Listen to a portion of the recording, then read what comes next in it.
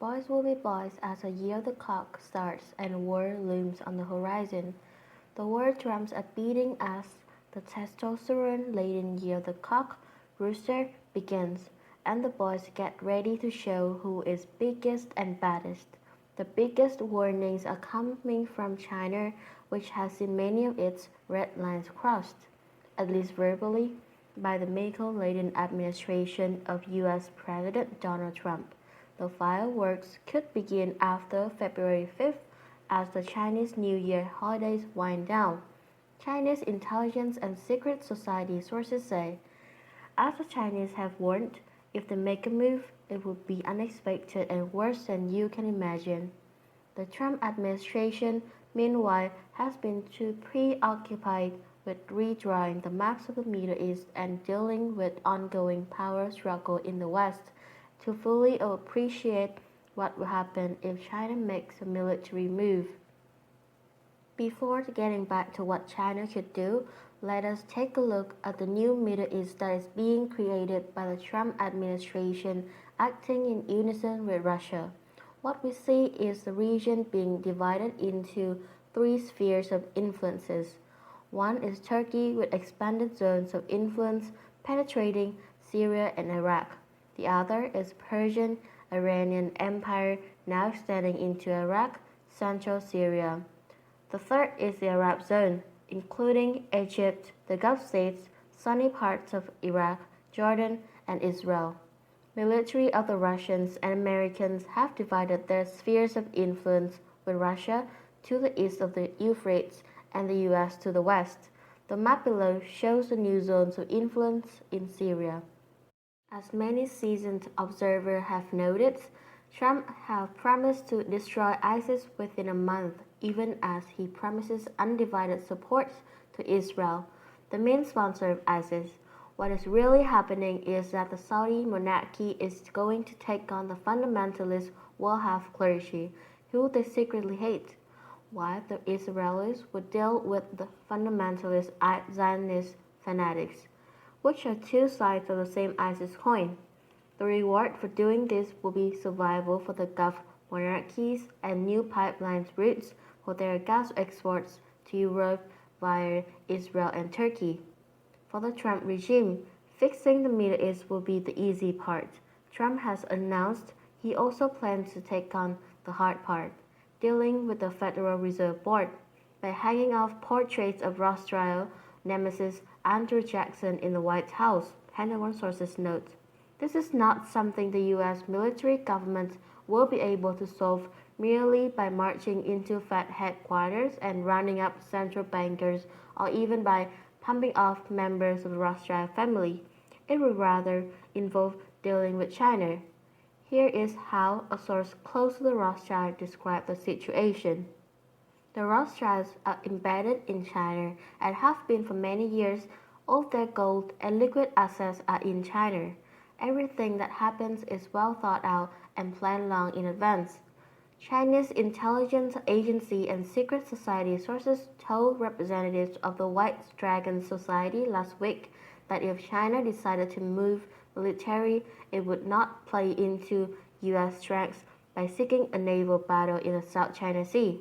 Rather, they would take over North Korea, Thailand, Malaysia, Indonesia, and India in one fell swoop, the sources say. Since Vietnam would be a hard nut to crack, they will leave it alone, they say. CIA sources in Indonesia do confirm that millions of Chinese have entered Indonesia in recent years after the government of Joko Widodo removed visa restriction. The Indonesians are also still angry about the murder of the President Sukarno by the CIA and subsequent quashing of the Sukarno/Kennedy plan to start a new financial system. For that reason, Indonesians strongly support a new Asian-centered world financial system. The Chinese say they are fully aware the U.S. would retaliate against such a move by closing the Straits of Hormuz and the Strait of Malacca and cut off much of their oil. However, the Chinese have prepared for such contingency by systematically building oil and gas pipelines and reducing their independence on oil arriving via tanker from Middle East. The Chinese, in any case, use coal for 80% of their energy needs, and as things stand now, only a quarter of their oil imports would be cut off by such a move. Furthermore, they know the Russians have a population of only 10 million in Siberia and could only protest this vast territory from China without a nuclear war. The Russians, having been abused by Western powers for so many years, are also wary of the sudden Western romantic appeal for a Christian alliance.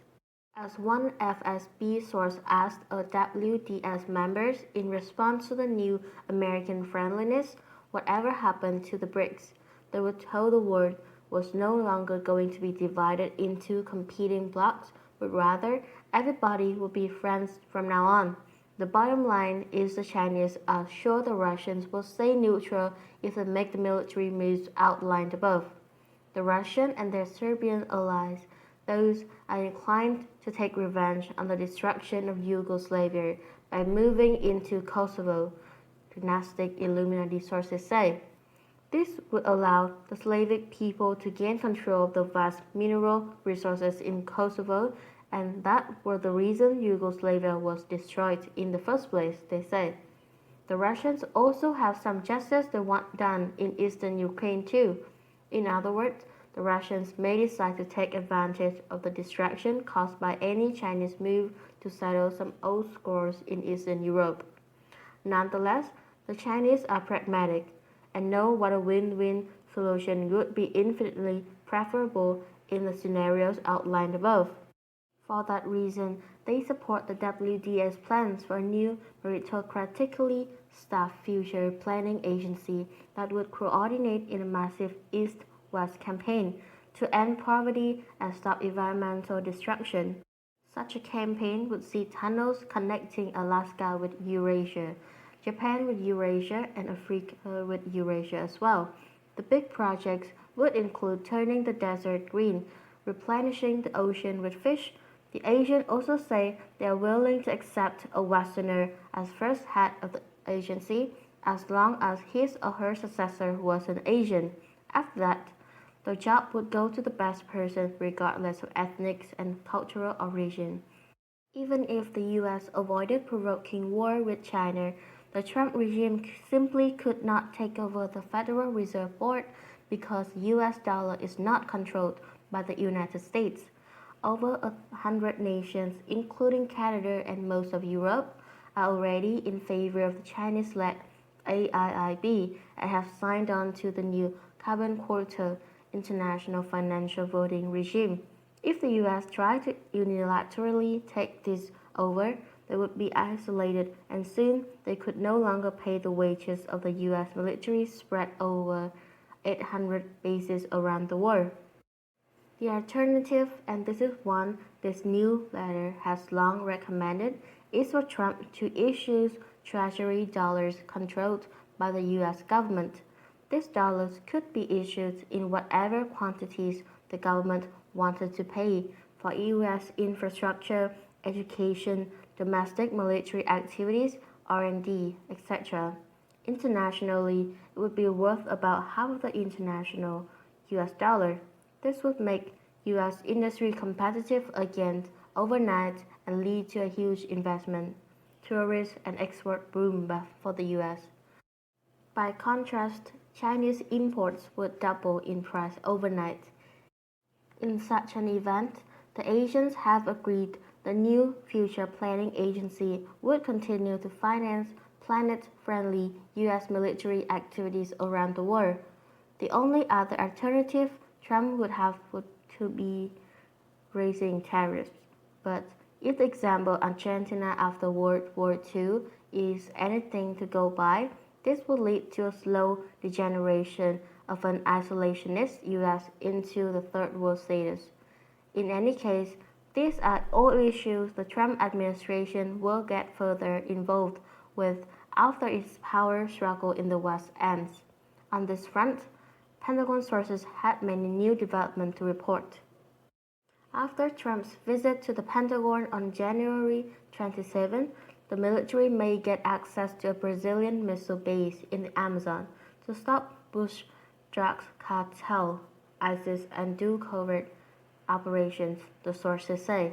In addition, the sources report that the Cabal base in San Diego was blown up on January 24th. In yet another development, after Trump's visit to Langley CIA headquarters and General Joseph Dunford's trip to Brussels, the CIA and Europe are now targeting Soros and his NGO, the Pentagon sources say. Soros and the individual is probably dead, but Soros, the Rothschild front organization, is now about to be dismantled as well, it seems.